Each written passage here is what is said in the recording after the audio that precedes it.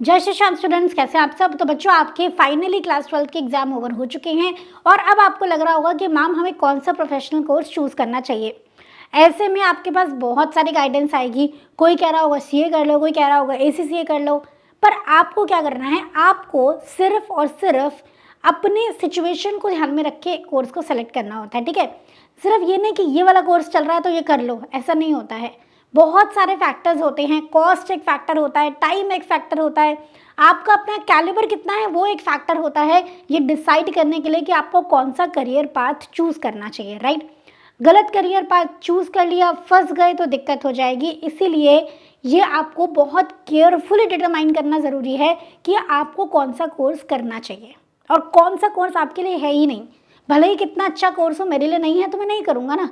Right, तो इन्हीं सब बातों को डिस्कस करने के लिए आज हम आपके साथ आए हैं, जहाँ पे हम आपकी क्वेरीज को रिजॉल्व करेंगे। एंड आई एम श्योर, अगर आप ये पूरी वीडियो देख लेते हो, एट द एंड आप ये श्योर हो जाओगे कि भैया मुझे ये कोर्स करना चाहिए और ये कोर्स नहीं करना चाहिए। राइट, तो हम डिस्कस करेंगे करियर आफ्टर क्लास 12 क्या होना चाहिए आपका, जहाँ पे हम कुछ प्रोफेशनल कोर्सेज के बारे में बात करेंगे। जैसे फर्स्ट इज सीए, बहुत ही हॉट कोर्स, सभी बच्चों को पता ही होता है इसके बारे में। फिर आ जाता है आपका एसीसीए, फिर आ जाता है आपका CMA, cost and management accountant, and last but not the least company secretary CS. ये 4 कोर्सेज के बारे में हम लोग डिटेल में डिस्कस करेंगे। कोर्स सारे अच्छे होते हैं, कोर्स कोई ख़राब नहीं होता है। आपके सिचुएशन को, आपके कैलिबर को, आपके इंटरेस्ट को कौन सा कोर्स सूट करता है वो हमें देखना होता है। राइट, साथ के साथ फाइनेंशियली हमें थोड़ा सा एनालाइज करना होता है कि कौन सा कोर्स हमारे लिए अच्छा रहेगा। तो इन्हीं सब फैक्टर्स पे हम बात करने वाले हैं। ये चारों क्या है, प्रोफेशनल कोर्सेज है। प्रोफेशनल कोर्स ही हम क्यों चूज़ करें मैम? प्रोफेशनल कोर्सेज के अपने फ़ायदे होते हैं। पहली चीज़, हाई इन डिमांड। ठीक है, high demand in financial, legal and management sectors. आप प्रोफेशनल कोर्स करते हो, क्विक आपको एकदम से कॉल आ जाती है इंटरव्यू की। ठीक है, दूसरी चीज़, रिकॉग्निशन मिलती है, रिस्पेक्ट मिलती है इंडस्ट्री में, that is different thing. CA करा हुआ इसने, सीए साहब ऐसा बोलते हैं, या एसीसीए करा है कि आपके पास एक अच्छी क्वालिफिकेशन होती है तो you get recognition and respect. दूसरा, आपके पास बहुत सारे करियर ऑप्शंस रहते हैं अक्रॉस डिफरेंट सेक्टर्स। आपने सीए किया है सपोज, तो आप जॉब में भी जा सकते हो, आप प्रैक्टिस भी कर सकते हो, आप ऑडिट फील्ड भी चूज़ कर सकते हो, आप टैक्स फील्ड भी चूज़ कर सकते हो। राइट, और excellent return on investment. Professional courses में जितना पैसा खर्चा होता है ना, तो उसका रिटर्न भी उतना ही अच्छा मिलता है, बढ़िया मिलता है। मतलब ये है कि उससे कई गुना ज़्यादा सैलरी आपको मिल जाती है। तो रिटर्न भी बहुत अच्छा है, पैसा जितना लगता है उससे ज़्यादा आपको रिटर्न मिल जाता है, बिकॉज सैलरी पैकेज काफ़ी अट्रैक्टिव रहता है। एंड बाकी डिपेंडिंग ऑन योर एक्सपीरियंस वो इंक्रीज होता चला जाता है। राइट, चलिए, तो सबसे पहला कोर्स है हमारा सीए, उसके बारे में हम बात करेंगे। तो सीए ऑब्वियसली आपको पता ही है, नहीं पता है तो भी कोई दिक्कत नहीं है। ICAI, institute of chartered accountants of India के द्वारा रेगुलेट किया जाता है। कौन कर सकता है? एलिजिबिलिटी है 12th पास, सिर्फ 12th आपने क्लियर किया होना चाहिए। रजिस्ट्रेशन तो आप 10th के बाद भी करा सकते हो, एग्जाम आप 12th क्लियर करने के बाद ही दे सकते हो। और कोई भी बच्चा कर सकता है, चाहे कॉमर्स स्ट्रीम से हो, चाहे साइंस स्ट्रीम से हो, चाहे आर्ट्स से हो, किसी से भी हो। ठीक है, 3 लेवल रहते हैं इसमें, CA foundation, intermediate and final. Right, CA foundation पे 4 पेपर है, इंटर पे आपको 6 पेपर है, और फाइनल पे भी अकॉर्डिंगली आपको पेपर देने होते हैं। तो उस तरीके फाइनल एक्चुअली क्या है ना, अभी कुछ पेपर्स आपके डिवाइड हो गए हैं, जहाँ सेल्फ बेस्ड ऑनलाइन मॉड्यूल में चले गए हैं, तो मोटा मोटा 6 पेपर आपको फाइनल में भी देने होते हैं। ठीक है, चलिए, सीए के बारे में कुछ और छोटी छोटी बातें। सीए में एक तो आपको ट्रेनिंग मिलती है, प्रैक्टिकल एक्सपोजर मिलता है, इसीलिए सीए की वैल्यू थोड़ा ज़्यादा हो जाती है। 2 years ऑफ प्रैक्टिकल ट्रेनिंग आपको करनी होती है। करियर ऑप्शन आपका ऑडिट, टैक्स, फाइनेंस, कंसल्टेंसी में जा सकते हो, प्रैक्टिस कर सकते हो अपनी। ड्यूरेशन, टाइम कितना लगता है? जनरली 5 to 6 years का टाइम लगता है। अब यहाँ पे मैं आपसे बात करना चाहूँगी, आपने ऐसे बच्चे भी देखे होंगे जो 10-10 सालों तक सीए कर रहे हैं। अभी आप देखो, अगर आप सीरियस नहीं हो पढ़ाई के लिए, या फिर आप मिनिमम 8 to 10 आवर्स की स्टडी नहीं कर सकते हो, then CA is not for you. बहुत अच्छा कोर्स है, कोई कमी नहीं है, बहुत पैसा है, पर अगर आप मिनिमम 8 to 10 आवर्स की स्टडी डिवोट नहीं कर सकते हो, इतनी मेहनत नहीं कर सकते हो, पढ़ाई वाला बच्चा नहीं हो, तो सीए कोर्स आपके लिए नहीं है। कोई फ़ायदा नहीं है। फाउंडेशन तो क्लियर हो जाएगा, चलो इंटर में जाके फंस जाओगे, और एक बार फंस गए तो ये लूप होल होता है, अरे एक बार और ट्राई कर लूँ, क्या पता अब पास हो जाऊँ, और ये लूप होल में फंस के बच्चे पता नहीं कितने साल वेस्ट कर देते हैं। ठीक है। तो बहुत केयरफुली आपको ये सोचना है, क्या मैं इतनी मेहनत कर सकता हूँ। ठीक है, सीए इंटर में भी कहने को 6 सब्जेक्ट्स हैं, पर वो 8 सब्जेक्ट के बराबर है। क्या मैं इतनी मेहनत कर सकता हूँ, इतने सब्जेक्ट्स एक साथ मुझसे हैंडल होंगे, और वो भी छोटे छोटे सब्जेक्ट्स नहीं है, काफ़ी लेंदी है, क्या मैं कर पाऊँगा। ठीक है, ये सब सोचना है आपको। तो जनरली बच्चा अगर एक आधी बार रिपीट होता भी है तो 5 to 6 ईयर्स में उसकी सीए कंप्लीट हो जाती है। फीस अप्रॉक्सीमेटली लगती है 1 लाख रुपए। इंस्टीट्यूट की रजिस्ट्रेशन, एग्जाम फीस, आपकी ITOC सब कुछ मिला के मैं आपको बोल रही हूँ। ठीक है, यहाँ पे आपकी जो ट्रेनिंग्स होती है ना इंस्टीट्यूट की तरफ से, कंप्यूटर की ट्रेनिंग होती है, आपकी पर्सनालिटी डेवलपमेंट की ट्रेनिंग होती है, उन सब का खर्चा मिला के इंस्टीट्यूट की फ़ीस है 1 लाख। बाकी आप जहाँ भी कोचिंग लेते हो तो उसके अकॉर्डिंगली आपकी कोचिंग की फ़ीस इंक्रीज़ हो जाती है, राइट। चलिए नेक्स्ट देखते हैं आगे। पेपर्स फाउंडेशन लेवल पे आपको 4 सब्जेक्ट पढ़ने होंगे इसमें। पहला है अकाउंट्स, दूसरा है law, third is QA and fourth is business economics. जिन बच्चों के पास मैथ्स नहीं थी वो डरेंगे नहीं, सिर्फ इसी लेवल पे आपको मैथ्स पढ़नी है, वो भी सिर्फ एक पोर्शन है बिजनेस मैथमेटिक्स का। उसको अगर आप केयरफुली प्लान तरीके से पढ़ोगे तो ये भी निकल जाता है। ज़्यादा मुश्किल, ज़्यादा ट्रिकी चैप्टर्स आपको करने को नहीं बोले जाते हैं एट दिस लेवल। तो ये मत सोचना कि मेरे पास तो मैथ्स नहीं थी कॉमर्स में तो मैं कैसे करूँगा। सीए कर सकते हो आप, ठीक है, क्योंकि यहाँ पे लॉजिकल रीजनिंग और स्टैटिस्टिक्स पोर्शन भी होता है, राइट। तो जो भी बच्चा सोच रहा है मैथ्स नहीं थी इसलिए मैं सीए नहीं कर सकता, ऐसा नहीं है। विदाउट मैथ्स वाले भी सीए करते हैं, और जनरली बहुत सारे बच्चे विदाउट मैथ्स वाले सीए करते हैं और इस पेपर को बढ़िया तरीके से क्लियर भी कर पाते हैं, ठीक। उसके बाद आ जाते हैं इंटर लेवल पे। इंटर लेवल पे आपके पेपर 2 ग्रुप्स में डिवाइड हो जाते हैं। ग्रुप 1 में आपके 3 पेपर हैं, देखो, paper 1 advanced accounting, paper number 2 corporate and other laws, paper number 3 taxation. ये फर्दर 2 कैटेगरी में डिवाइडेड है। एक ही पेपर है, इसके 2 पार्ट है, एक है आपका इनकम टैक्स लॉस और एक है आपका GST 50-50 मार्क्स का, ठीक है। तो ये हो गया ग्रुप 1, 3 पेपर। फिर आ जाता है ग्रुप 2। ग्रुप 2 में भी अगेन आपके 3 पेपर है। पेपर नंबर जो 6 है वो भी ऐसे ही 2 पार्ट्स में डिवाइडेड है। तो ग्रुप 2 में आ जाते हैं हम। ग्रुप 2 में पहला है cost and management accountant, auditing and ethics और फाइनेंशियल। फिर पेपर नंबर 6 में आपका एक FM है, एक SM है, फाइनेंशियल मैनेजमेंट, स्ट्रैटेजिक मैनेजमेंट। तो टोटल 6 पेपर आपको पढ़ने हैं। मैंने कहा था 6 पढ़ने हैं, पर एक्चुअली में देखा जाए तो 8 ही सब्जेक्ट्स हो जाते हैं, बिकॉज कॉन्सेप्ट तो काफ़ी आपको पढ़ना ही पढ़ना है। इनकी वेटेज 50-50 नंबर की है, पर कॉन्सेप्ट तो इसमें आपको पढ़ना ही होता है, ठीक है।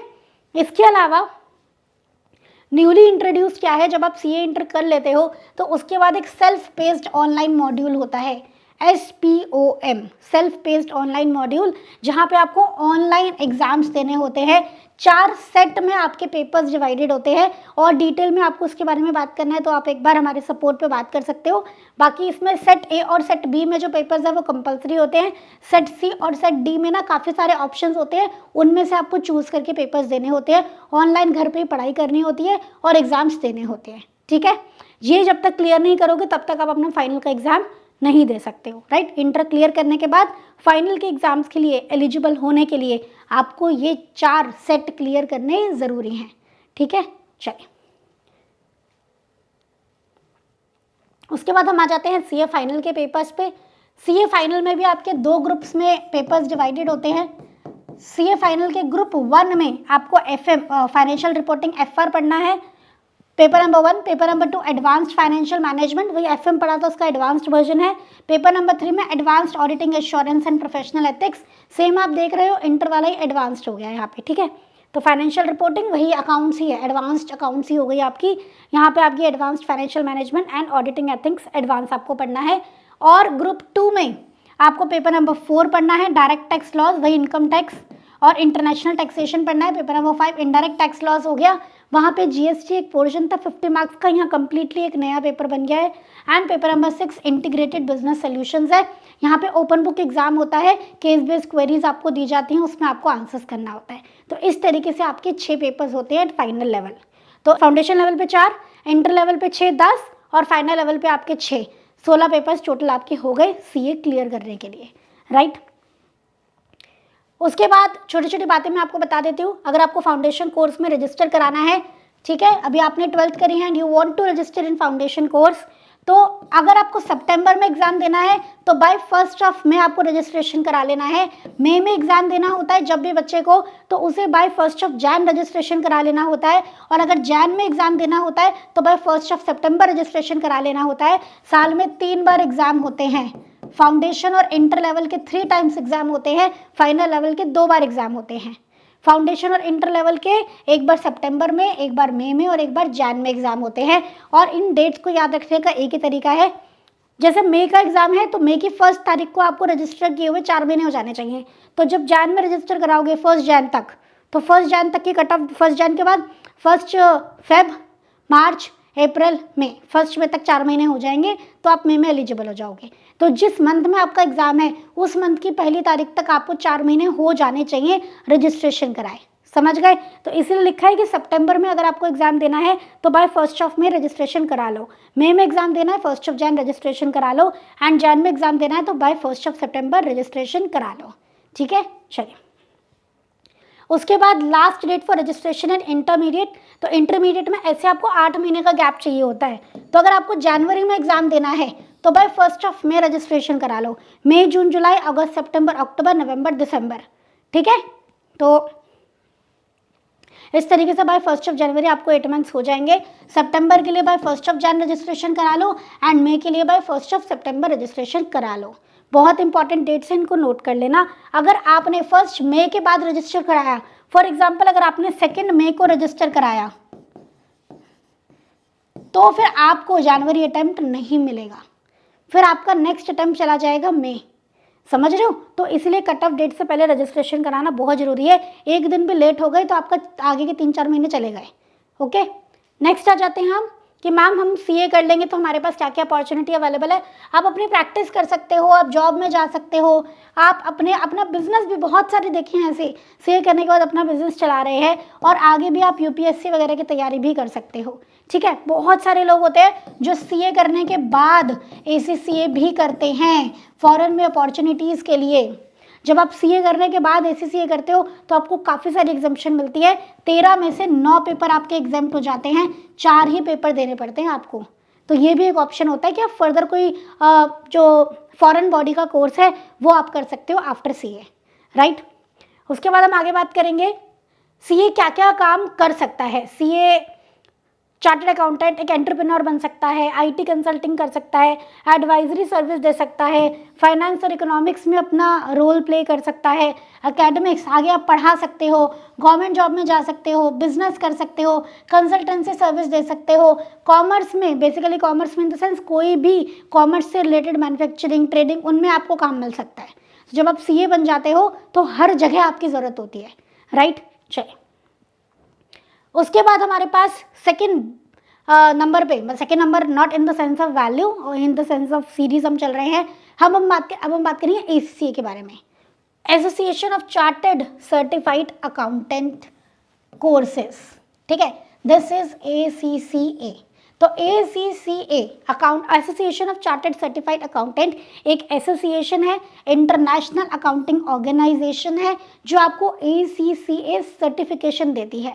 This is kind of a certification. ठीक है, जो आपको आप ये कोर्स करोगे तो आपको एसीसीए का सर्टिफिकेशन मिलेगा। अब मैम फ़ायदा क्या है इसका and how it is different from CA. पहली चीज़, एसीसीए का पहला सबसे बड़ा फ़ायदा कि सीए की वैल्यू तो इंडिया में ही है। ठीक है, एसीसीए की value, ACCA is recognised in 180 countries, 180 country में इसकी वैल्यू है। दूसरी चीज़, सीए करने में देखो पढ़ाई तो उतनी करनी पड़ती है डेली 8 से 10 घंटे, इसमें भी 8 से 10 घंटे करनी पड़ती है। बस एक दिक्कत ये आती है कि सीए में ना ग्रुप सिस्टम रहता है, वहाँ बच्चा थोड़ा सा फंस जाता है कि अगर 3 ग्रुप है, 3 पेपर है एक ग्रुप में तो तीनों पेपर क्लियर करने हैं। यहाँ पे ऐसा नहीं है, फ्लेक्सिबिलिटी है, आप एक एक करके भी सिंगल पेपर दे सकते हो, तो थोड़ा सा प्रेशर आपका यहाँ पे कम रहता है। पासिंग परसेंटेज की बात करें मैम, कितने बच्चे एसीसीए क्लियर कर पाते हैं, तो 40 to 50% बच्चे एसीसीए क्लियर कर लेते हैं। ऑब्वियसली अब आप देखो ना, कुछ बच्चे ऐसे भी होते हैं जो सुने सुनाए बेसिस पे एनरोलमेंट कर लेते हैं, वो इतने इंटरेस्टेड नहीं होते हैं, या फिर कभी कभी सिचुएशंस चेंज हो जाती हैं। पर एक बच्चा अगर तरीके से पढ़ाई करता है तो एग्ज़ाम क्रैक कर लेता है easily as compare to CA. ये थोड़ा सा इसका फ़ायदा रहता है। आ जाओ, तो इसके की हाईलाइट्स क्या है, 180 कंट्रीज, 180 प्लस कंट्रीज में इनफैक्ट इसकी वैल्यू है। फ्लेक्सिबल एग्जाम स्ट्रक्चर रहता है, जो फर्स्ट लेवल है वो तो आप घर से ही दे सकते हो, बाकी दोनों लेवल में आपको क्या होता है कि वहाँ सेंटर पे जाके एग्जाम देना होता है, पर वो भी फ्लेक्सिबिलिटी है। जो एग्जाम आपका प्रिपेयर हो गया ना, फॉर एग्जांपल आपने सेकंड लेवल का सेकंड पेपर प्रिपेयर किया है तो उसका एग्जाम दे दो, ठीक है, ऐसा रहता है। उसके बाद अट्रैक्टिव पासिंग परसेंटेज मैंने आपको बताई थी, 40 से 50% बच्चे पास हो जाते हैं ईजिली। उसके बाद लिखा है industry exposure through practical experience. आप ACCA के सारे पेपर्स क्लियर करने के बाद प्रैक्टिकल एक्सपीरियंस भी डिमांडेड होता है, वही CA की तरह ट्रेनिंग भी डिमांडेड होती है, उसके बाद आप ACCA के मेंबर बनते हो। ठीक है, चलिए। अच्छा, एक चीज़ और, बच्चों को लगता है मैम ये फॉरेन का कोर्स है, तो क्या ये इंडिया में वैल्यू है इसकी? बिल्कुल वैल्यू है बेटा। इंडिया में कौन कौन सी फर्म्स ACCA हायर करती है वो भी मैं आपको बताऊंगी। पहले आप बात करो कि मैम ACCA कर कौन कौन सकता है। 12th आपने पास करी है, ACCA कर सकते हो from any stream, not just from commerce. किसी भी स्ट्रीम से आपने 12th पास किया आप ACCA कर सकते हो। ग्रेजुएट हो आप या पोस्ट ग्रेजुएट हो तो आप ACCA कर सकते हो, कुछ पेपर की एग्जाम्शन भी मिल जाती है। आपने CA इंटर किया है तो भी आप ACCA कर सकते हो, कुछ पेपर्स की एग्जाम्शन मिल जाती है। CA फाइनल कर लिया है आपने तो भी आप ACCA कर सकते हो, 9 पेपर की एग्जाम्शन मिल जाती है। ठीक है, तो आप किसी भी लेवल पे हो, ACCA करते हो तो कुछ ना कुछ बेनिफिट आपको मिलता है। नॉट एट 12th लेवल, आप ग्रेजुएट हो तो आपके 5 पेपर एग्जाम्प्ट हो जाते हैं, पोस्ट ग्रेजुएट हो तो भी, CA फाइनल तक कर लिया है आपने तो 9 पेपर एग्जाम्प्ट हो जाते हैं। तो इस तरीके से एग्जाम्शन मिलती है। इसके अलावा और भी एग्जाम्शन मिलती है on the basis of marks. In case आपको और डिटेल में इंक्वायरी करनी है तो अगर आप ई-स्कॉलर्स की वेबसाइट पे जाएंगे, वहाँ इंक्वायरी पेज पे जाएंगे तो आप वहाँ पे इंक्वायरी कर पाओगे। ठीक है, आपको कंप्लीट इन्फॉर्मेशन मिल जाएगी रिगार्डिंग ACCA कोर्स। ओके, चलिए। ACCA कोर्स में हमें कौन कौन से सब्जेक्ट्स पढ़ने होते हैं? तो ACCA बेसिकली 3 लेवल में डिवाइडेड है, knowledge level, skill level, professional level. Knowledge level पे आपके 3 पेपर्स होते हैं, स्किल लेवल पे आपके 6 पेपर होते हैं और प्रोफेशनल लेवल पे आपके चले जाते हैं, देखो 2 मैंडेटरी हैं, यहाँ से 2 और उठाओगे, टोटल 4 पेपर। तो कितने पेपर्स हो गए? 3 + 6 + 4 13 पेपर्स हो गए। CA में कितने हमने काउंट करे थे? 16 पेपर्स। तो यहाँ भी हमें थोड़ा सा फायदा है कि यहाँ पे 13 पेपर्स है और CA में हमारे पास 16 पेपर्स होते हैं। तो यहाँ भी आप देखोगे अकाउंट्स भी है, मैनेजमेंट अकाउंटिंग है, फाइनेंशियल अकाउंटिंग है, सिमिलर सब्जेक्ट्स है इसमें। ठीक है, कॉर्पोरेट एंड बिजनेस लॉ है, परफॉर्मेंस मैनेजमेंट है, टैक्सेशन है, financial reporting, auditing, financial management, सारे आपके CA में भी थे, है ना। Strategic professional, strategic business reporting, advanced financial management, advanced performance management, advanced taxation, advanced audit and assurance, similar subjects. ठीक है, स्ट्रैटेजिक प्रोफेशनल मतलब प्रोफेशनल लेवल पे बेसिकली ये 2 तो मैंडेटरी हैं और बाकी इन 4 में से आपको 2 चूज करने होते हैं। ठीक है, तो depending on your interest, depending on the area जहाँ पे आप आगे अपना प्रोफेशनल करियर बनाना चाहते हो, आप अकॉर्डिंगली अपने सब्जेक्ट्स को चूज कर सकते हो। यहाँ पे ये भी फ्लेक्सिबिलिटी है। ठीक है, तो इसलिए ACCA काफ़ी फ्लेक्सिबल कोर्स है। ACCA और CA में अगर मैं की डिफरेंसेस की बात करूं, क्योंकि जनरली बच्चे इन दोनों को ही कंपेयर करते हैं। ठीक है, CM में और CS को इनसे कंपेयर कम करते हैं, इन दोनों को ज़्यादा करते हैं। ACCA versus CA, ACCA 3 levels का होता है, CA भी 3 लेवल का होता है, इसमें कोई दिक्कत नहीं है। यहाँ पे टोटल 13 एग्जाम्स होते हैं, CA में टोटल 16 एग्जाम होते हैं। ACCA का पासिंग परसेंटेज अराउंड 40 है and believe me it is 40 to 45% और 50%। ठीक है, और यहाँ पे CA का एवरेज पासिंग परसेंटेज 8 से 10% है। ACCA में 2 से आपको ना 3 साल, बच्चा 3 साल में कर लेता है। मैं फिर भी अगर मानूँ ये कोई सिचुएशन आ गई आपके पास तो 4 साल मैक्स, जहाँ पे आपको जनरली 5 साल तो लग ही जाते हैं CA करने में। तो ये है आपका की differences between CA and ACCA, और आप इसको नोट डाउन कर लेना ताकि जब भी आप डिसीजंस लोगे तो आप इन फैक्टर्स को ध्यान में रखोगे। ठीक है, तो CA में ज़्यादा टाइम लगता है, ACCA में कम टाइम लगता है। ACCA में फ्लेक्सिबिलिटी है, CA में फ्लेक्सिबिलिटी नहीं है। पेपर्स आप अपने हिसाब से नहीं दे सकते हो, साल में 3 बार होते हैं और ग्रुप वाइज होते हैं तो आपको ग्रुप वाइज ही देने हैं, और फाइनल के तो 2 ही बार होते हैं। पासिंग परसेंटेज यहाँ ज़्यादा है, यहाँ कम है, नंबर ऑफ पेपर्स यहाँ पे कम है, यहाँ पे ज़्यादा है। ठीक है, तो आप अकॉर्डिंगली अपने हिसाब से डिसाइड करेंगे। टॉप कंपनीज जो ACCAs को हायर करती हैं इंडिया में, तो ऐसा नहीं है कि इंडिया में ACCA की डिमांड नहीं है, बिकॉज ये प्रोफेशनल कोर्स है। आप जानते नहीं हो कि फॉरेन की सारी अकाउंटिंग इंडिया में ही होती है, मोस्टली, इनफैक्ट मुझे कहना चाहिए फॉरेन की मोस्टली अकाउंटिंग इंडिया में होती है। फॉरेन के जो टैक्सेशन हैंडल किया जाता है इंडिया में किया जाता है। तो यहाँ पे फॉरेन के लॉ को, फॉरेन के टैक्स को जानने वाले लोगों की डिमांड बहुत ज़्यादा है। आपके बिग फोर्स हो गए EY, PwC, Deloitte, KPMG, GT हो गया, ग्रैंड थॉर्ंटन हो गया, BDO हो गया, एक्सेंचर हो गया, टाटा ग्रुप हो गया, स्टैंडर्ड चार्टर्ड हो गया, मैकेंसी हो गया, ये तो मैंने टॉप कंपनीज बताई हैं। और जगह भी धीरे धीरे ACCA की डिमांड बढ़ती जा रही है और ये भी काफ़ी अच्छे नंबर ऑफ ACCAs हायर करते हैं। ठीक है, तो ये सब टॉप कंपनीज है। अगर आपका इनमें से किसी में जाने का सपना है, सीए के थ्रू भी जा सकते हो, एसीसीए के थ्रू थोड़ा सा और फास्ट आपको एंट्री मिल जाएगी, बिकॉज ये सारी कंपनीज क्या है, फॉरेन की अकाउंटिंग टैक्सेशन का काम भी संभालती हैं। ठीक है, नेक्स्ट हमारे पास कोर्स आ जाता है सीएमए का, कॉस्ट एंड मैनेजमेंट अकाउंटेंट। ठीक है, सीएमए डिस्कस करने के बाद हम तीनों कोर्सेज का, जहाँ पे हम सीए, एसीसीए एंड सीएमए का फी स्ट्रक्चर की भी बात करेंगे, राइट। तो और इस बेसिस पे भी हम एनालाइज करेंगे कि कौन सा कोर्स हमारे लिए बेटर रहेगा, मतलब आप लोग एनालाइज करना। ठीक है, चलिए, तो सीएमए के बारे में हम बात करें तो ICMAI, institute of cost and cost accountants बोल देते हैं, नहीं तो institute of cost and management accountants of India आपका जो इंस्टीट्यूट है उससे रेगुलेट किया जाता है। एलिजिबिलिटी क्या है, 12th पास, चाहे किसी भी फील्ड से हो, सेम एलिजिबिलिटी तीनों के लिए सेम है। लेवल आपका CMA foundation, inter, final, CA की तरह यहाँ पे भी आपके पास 3 लेवल रहते हैं। कॉस्ट एंड मैनेजमेंट अकाउंटेंट में इसमें भी ट्रेनिंग होती है, इसमें 3 साल की ट्रेनिंग है, 15 मंथ्स मैंडेटरी, मतलब 15 महीने की ना मैंडेटरी पहले ट्रेनिंग करनी पड़ती है, फिर आप पेपर क्लियर कर सकते हो और बाकी की ट्रेनिंग बाद में कर सकते हो, ऐसा रहता है। इसमें आप कॉस्टिंग की फील्ड में जाते हो। बेसिकली जब आप सीएमए करते हो तो आप कॉस्ट एक्सपर्ट बनते हो, नाम क्या है, कॉस्ट एंड मैनेजमेंट अकाउंटेंट। ठीक है, तो costing, cost auditor, budgeting, internal audit, MIS, financial analyst, उसकी फील्ड में जाते हो। तो अगर आपका कॉस्ट से रिलेटेड इंटरेस्ट है ना, आपको किसी भी चीज़ की कितनी कॉस्ट लगी है, कॉस्ट को कम कैसे कर सकते हैं, इसका एनालिसिस, डिसीजन मेकिंग, इसमें इंटरेस्ट है स्पेसिफिकली, तो आपको सीएमए करना चाहिए। अगर आपको वाइड नॉलेज लेनी है, ऑडिट भी करना है, टैक्स भी करना है, आपको IDT भी करना है, मतलब टैक्स में DT IDT हो गया, दोनों हो गया, आपको FM भी जानना है, आपको SM भी जानना है, आपको लॉ भी जानना है, सब कुछ जानना है, then you can go for इधर CA और ACCA। इंडिया के बारे में ही जानना है सिर्फ तो CA, ओवरऑल जानना है ग्लोबली क्या रूल्स रेगुलेशंस फॉलो होते हैं, कैसे अकाउंटिंग होती है, कैसे टैक्सेशन होती है, तो ACCA इज द मस्ट। बाहर जाने का प्लान है, ACCA is the best thing, best. ठीक है, और अगर कोई बच्चा वीडियो देख रहा है जो ऑलरेडी CA या CMA कर रहा है, बेटा आप साथ में ACCA कर सकते हो।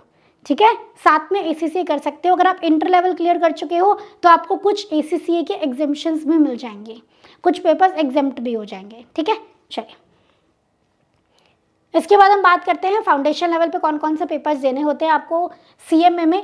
तो आपको एक लॉ और बिजनेस कम्युनिकेशन देना होता है, financial cost accounting, mathematics, statistics, economics and business management. तो फाउंडेशन लेवल पे तो ऑलमोस्ट आपके सीए फाउंडेशन जैसे ही पेपर्स हैं, लेकिन इंटरमीडिएट लेवल पे आपको ग्रुप 1 में लॉ एंड एथिक्स हो जाता है, फाइनेंशियल अकाउंटिंग, डायरेक्ट टैक्स हो जाता है, direct indirect tax and cost accounting. और ग्रुप नंबर 2 में आपके पास हो जाते हैं operation management, OMSM, operation management, strategic management, corporate accounting auditing, financial management and BDA, business data analytics and management accounting.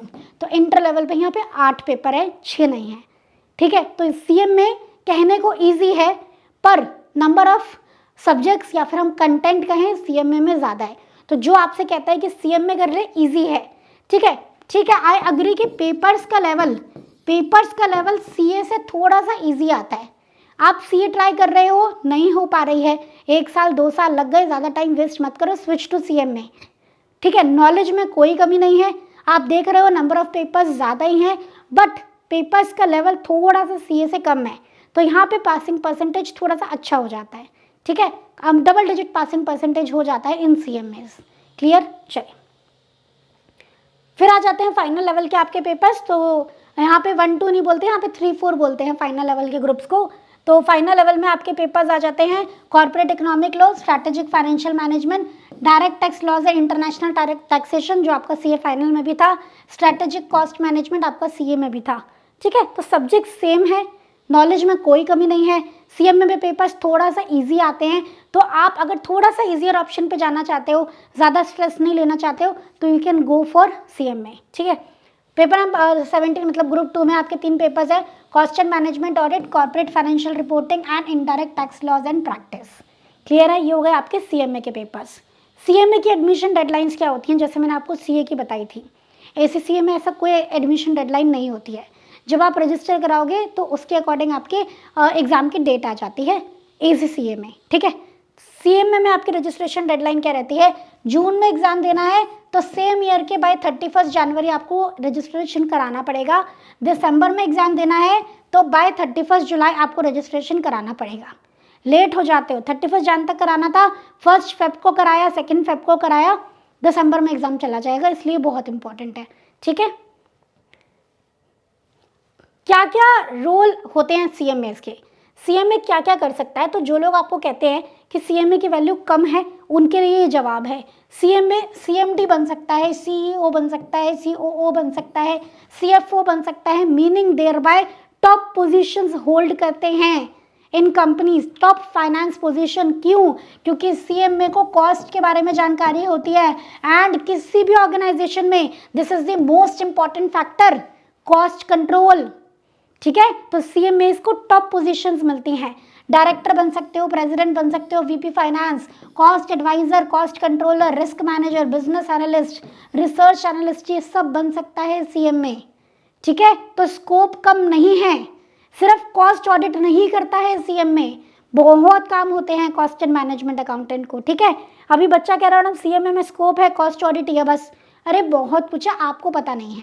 ठीक है, आप इनफैक्ट आप एडमिनिस्ट्रेटिव सर्विसेज में भी जा सकते हो, IAS IPS वगैरह वाले इन सर्विसेज में भी जा सकते हो। इंडियन कॉस्ट अकाउंटिंग सर्विसेज, बताओ कॉस्ट अकाउंटिंग सर्विसेज CMA को नहीं रखेंगे तो कौन रखेगा? Indian administrative services, Indian revenue services, Indian foreign services, Indian economic services, Indian accounts and audit and account services, इन सब में CMAs के लिए भी अपॉर्चुनिटी होती है। जनरली जब भी CA के लिए अपॉर्चुनिटी निकलती है, ऑब्लिक में CMA लिखा होता है।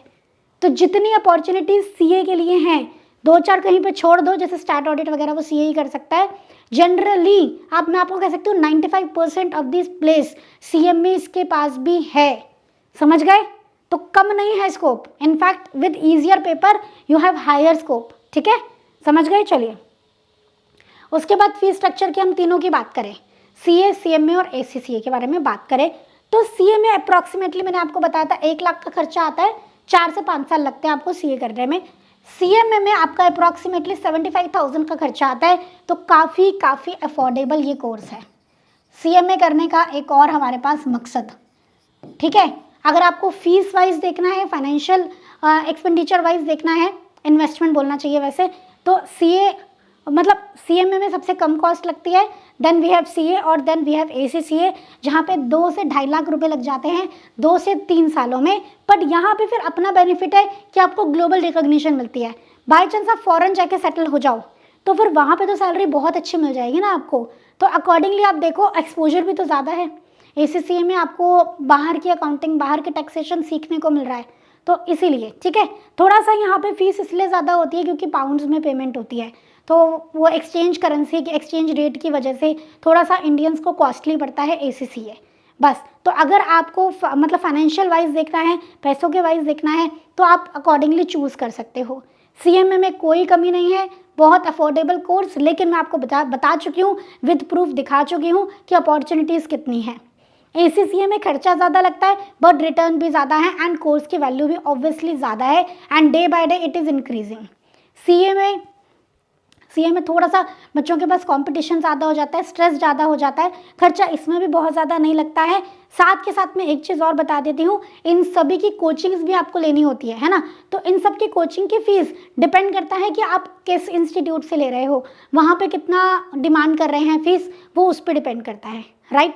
बाकी जो भी मैंने आपको बताया है this is an unbiased opinion, क्योंकि आप किसी CA इंस्टीट्यूट से पूछोगे वो CA बोलेगा, आप किसी ऐसे इंस्टीट्यूट से पूछोगे जो ACCA पढ़ाता है वो सिर्फ ACCA की तारीफ़ करेगा, किसी ऐसे इंस्टीट्यूट से पूछोगे जो CMA पढ़ाता है तो वो CMA की तारीफ़ करेगा। लेकिन हमारे यहाँ पे CA, ACCA, CMA तीनों कोर्सेज पढ़ाए जाते हैं, इनफैक्ट CS भी पढ़ाया जाता है, चारों कोर्सेज पढ़ाए जाते हैं, इसलिए हमारा अनबायस्ड ओपिनियन है, ठीक है। किसी भी कोर्स को हम फेवर नहीं कर रहे हैं। मैंने आपसे पहली लाइन बोली थी कि आप अपने हिसाब से अपने फैक्टर्स को देखोगे, बहुत ज़्यादा मेहनत कर सकते हो, स्ट्रेस ले सकते हो, देखो भैया CA करने में स्ट्रेस होता है, गो फॉर CA, खर्चा बहुत ज़्यादा नहीं है, ठीक है, और कम खर्चा चाहिए थोड़ा सा, लेकिन वैल्यू अच्छी रहे, अपॉर्चुनिटीज़ अच्छी रहे, गो फॉर CMA।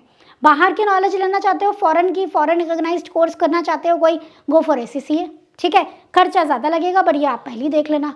तो मैं किसी कोर्स को फेवर नहीं कर रही हूँ, मैं किसी कोर्स के अगेंस्ट में नहीं हूँ।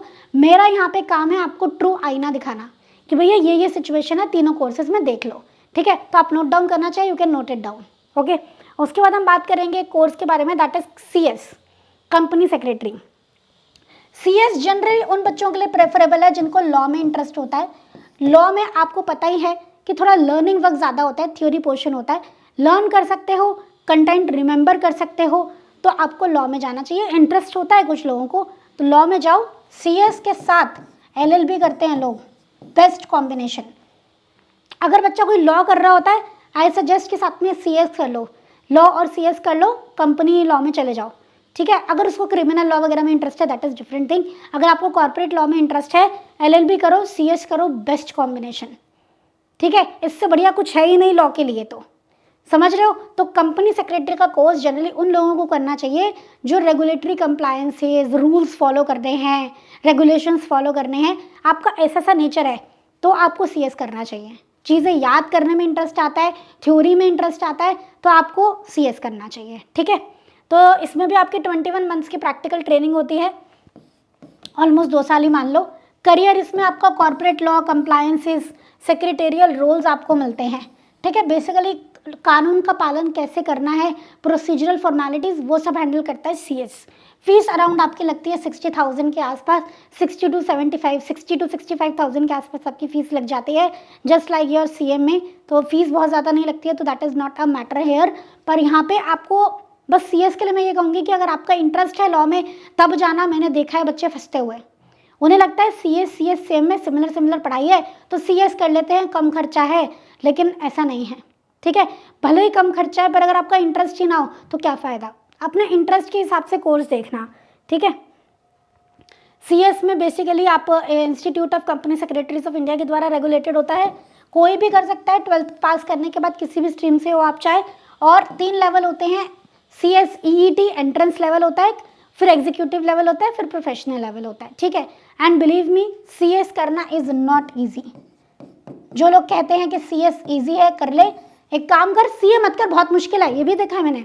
CM में कर ले, CS कर ले। CS करना भी ईजी नहीं है, पढ़ाई इसमें भी 8 से 10 घंटे की है, कंटेंट बहुत ज़्यादा है, ठीक है। पासिंग परसेंटेज इसमें भी कम है। इतना याद करते करते इंसान का दिमाग खाली हो जाता है। तो सारी चीज़ें आप सोचना, ठीक है, सारी चीज़ें सोच समझ के आपको डिसाइड करनी है कि आपको CS करनी है नहीं करनी है, ठीक है। तो इसी बात पे हम आगे चलते हैं। CS क्या क्या काम कर सकता है। CS basically generally board of directors के एडवाइज़र का काम करता है, KMP में आता है, कंप्लायंस ऑफिसर रहता है, सर्टिफिकेशन सर्विसेज दे सकता है, इंटरनल ऑडिटर हो सकता है, this is the main reserve category. Secretarial audit होता है, ठीक है, ऑडिटर होता है, GST का प्रोफेशनल हो सकता है, रजिस्टर्ड वैल्यूअर हो सकता है, इंसॉल्वेंसी प्रोफेशनल हो सकता है, ठीक है, सोशल इम्पैक्ट असेसर हो सकता है। तो बहुत सारे काम है CS के भी, ऐसा नहीं है कि स्कोप में कोई कमी है। But as compare to CM में CS का स्कोप थोड़ा सा लीगल कंप्लाइंसेस की तरफ रिस्ट्रिक्टेड हो जाता है। हर जगह आपको CA और CM में तो दिखेंगे इन ऑडिट अकाउंट्स फील्ड, CS कम दिखेंगे इन ऑडिट और अकाउंट्स फील्ड, ठीक है, समझ गए। चलिए, उसके बाद आपको कौन सा कोर्स चूज करना चाहिए, 3 बातें आप ध्यान में रखोगे। पहली चीज़ आपका इंटरेस्ट, आपका एप्टीट्यूड लेवल, कितना पढ़ाई आप कर सकते हो, कितना नॉलेज गेन करने की आपकी इच्छा है, कितना स्ट्रेस आप ले सकते हो, आपकी अपनी स्किल सेट। मैंने आपको बोला था प्रैक्टिकल में इंटरेस्ट है, नंबर्स में इंटरेस्ट है तो आप CA CM में या ACC की तरफ जाओ। थ्योरी में इंटरेस्ट है, CS कर लो। प्रैक्टिकल में भी अगर कॉस्ट जानने में इंटरेस्ट है, कॉस्ट कंट्रोल में इंटरेस्ट है तो स्पेसिफिकली CMA की तरफ जाओ। लेकिन अगर आप ओवरऑल नॉलेज लेना चाहते हो ना, मुझे ऑडिट भी पढ़ना है, मुझे टैक्स भी पढ़ना है, टैक्स में अगर आपका ज़्यादा इंटरेस्ट है देन गो फॉर इधर CA और ACCA। एजुकेशन एंड बैकग्राउंड, अगर सपोज मैं आपको एक एग्जाम्पल दूं जो कि बहुत ही कॉमनली सीन एग्जाम्पल है। सपोज आपके घर में कोई वेल एस्टेब्लिश्ड CA है जो कि आपको प्रोफेशनली भी सपोर्ट कर सकता है, फर्म बनी बनाई है, आप CA करो और उस फर्म को ज्वाइन कर लो, देन गो फॉर CA, ठीक है। आपके पेरेंट्स है, मतलब कोई भी अगर घर में क्लोज ऐसा है बंदा जो आपको सपोर्ट कर सकता है, आपकी फैमिली बैकग्राउंड या आपका एजुकेशन कैसा है, पढ़ाई में बहुत अच्छे थे, बहुत स्ट्रेस ले सकते हो, बहुत सारी चीज़ें होती हैं, ठीक है। आपकी एजुकेशन, आपकी बैकग्राउंड, आपकी फैमिली बैकग्राउंड, आपके आसपास CAs ज़्यादा है, आपको लगता है कि मुझे उनसे बहुत हेल्प मिलेगी, गो फॉर CA। आपको लगता है मेरी फैमिली में मोस्टली लोगों ने CS करी हुई है या काफ़ी लोगों ने करी हुई है, मुझे प्रोफेशनली हेल्प मिल जाएगी, गो फॉर CS। ठीक है, किसी ने कुछ भी नहीं किया हुआ है, गो फॉर ACCA, सबसे अलग करो आप। ठीक है, समझ गए? तो इस तरीके से आपको डिसाइड करना होता है। एंड बच्चों, जो भी हमने चारों कोर्सेज आज डिस्कस करे हैं, CA, ACCA, CMA and CS, चारों की कोचिंग्स हमारे ग्रूमिंग एजुकेशन एकेडमी पे प्रोवाइड की जाती है। वेबसाइट है हमारी www.escholars.in, आप देख सकते हो। वेबसाइट पे सारे कोर्सेज आपको अवेलेबल हैं। आपको किसी भी कोर्स के बारे में इंक्वायरी करना है, जस्ट फिल दिस फॉर्म। ठीक है, अपना कोर्स यहाँ पे सेलेक्ट कर लेना एंड आप अपना फॉर्म यहाँ पे फिल कर सकते हो। सपोज मुझे ACCA के बारे में जानकारी लेनी है तो अपनी डिटेल्स, बेसिक डिटेल एंटर करेंगे, ACCA सेलेक्ट करेंगे एंड सेंड इंक्वायरी कर दो, आपके पास कॉल आ जाएगा जहाँ पे आपकी क्वेरीज को रिजॉल्व कर दिया जाएगा। राइट, तो इस तरीके से आप बिना जानकारी लिए, बिना नॉलेज लिए कोई भी चीज़ डिसाइड मत करना। पहले नॉलेज लो, कोई भी प्रॉब्लम है पूछो, उसके बाद अपना डिसीजन लेना कि आपको कौन सा कोर्स करना चाहिए। राइट, तो आई होप आपको समझ में आया होगा बेसिकली कि आपको किस बेसिस पे डिसाइड करना है एंड इन तीनों चारों कोर्सेज में क्या क्या हमारी स्पेसिफिकेशन रहती है, कितना कितना खर्चा आता है, कितना कितना टाइम लगता है, सारी चीज़ें आपको यहाँ पे क्लियर हो गई होंगी। Now you will be able to make decision in a better way. Right, तो आज की वीडियो यहीं पे एंड करते हैं बेटा, मिलते हैं नेक्स्ट वीडियो में। थैंक यू सो मच बच्चों, जय श्री श्याम।